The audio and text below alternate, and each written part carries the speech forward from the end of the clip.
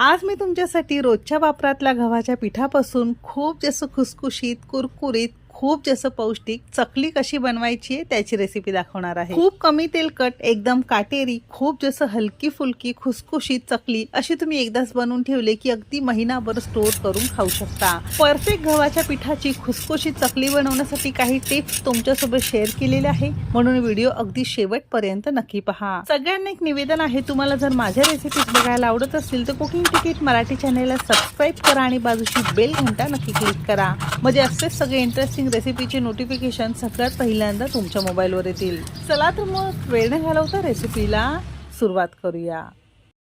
तर पारंपरिक पद्धतीत गव्हाच्या पिठाची चकली बनवण्यासाठी पीठ वाफवून घेतलं जातं, म्हणजे ते हलकं फुलकं होतं, तुम्हाला सगळ्यांनाच माहिती असेल। त्यासाठी सगळ्यात पहिल्यांदा घरातलं एखादा कोणताही कॉटनचं कापड आपल्याला लागणार आहे। तुम्ही रोजच्या वापरातला रुमाल जरी घेतला तरी सुद्धा चालू शकेल।